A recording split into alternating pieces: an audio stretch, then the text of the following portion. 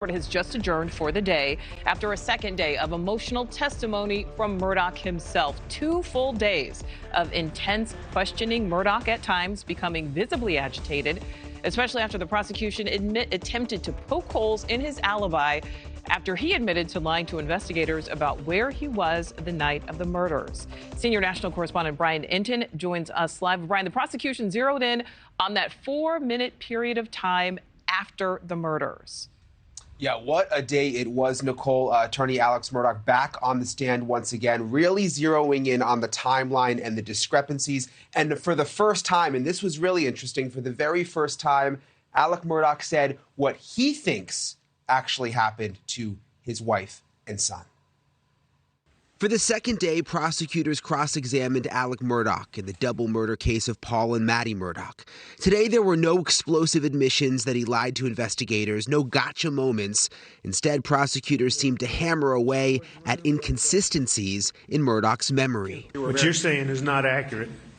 You're saying that you didn't say very specifically to law enforcement that you went to them prior to calling 911. If I did say that, I don't believe that's accurate. At times, the seasoned lawyer himself objecting to ways the prosecutor was painting him to the jury, leading to testy exchanges. I'm not claiming that, Mr. Waters. That's a fact. This is what happened. All right. We're hearing that now, correct? Hearing what now? What you just said.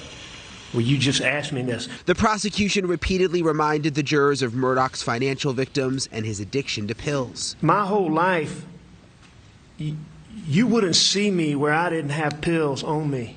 And that's where I kept them. I kept them on me because I was scared to put them somewhere for fear somebody would find them. So I kept them on me. So if you saw me, I had pills on me. I had a pocket full of pills on June the 8th.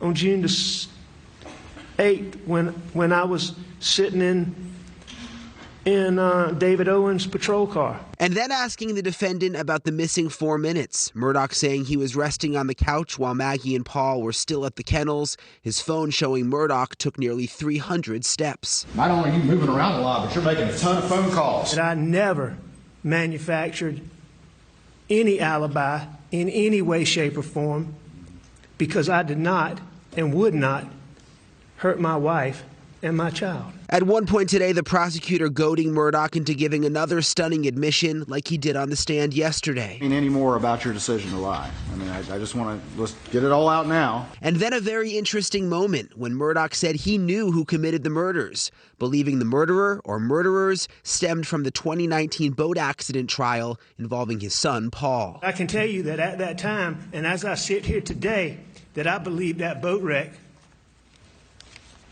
is the reason why Paul and Maggie were killed. Okay. And I'm certain. So I believe that. It was random vigilantes, the 5-2 vigilantes. Huh?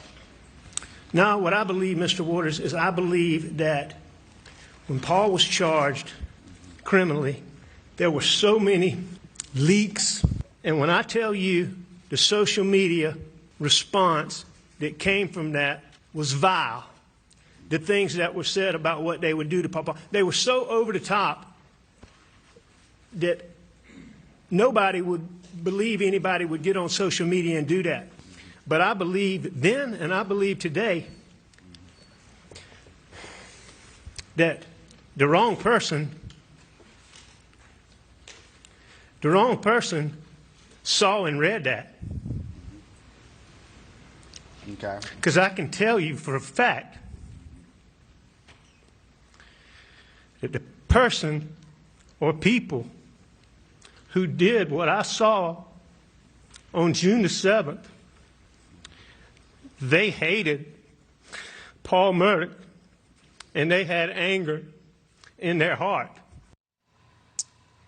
And that was really something. That was the first time that he has talked about who he thinks could be responsible for the murders. Yesterday was actually the 4th anniversary of that boating accident that he was referring to there. Court is now done for the day. It will resume bright and early Monday morning. Closing arguments likely will begin at the beginning of next week. Nichole? Yeah, so much to digest here. All right, Brian, thank you for that. Thank you for watching. Go to newsnationnow.com to find NewsNation on your television provider. And don't forget to click the red subscribe button below to get more of NewsNation's fact-driven, unbiased coverage.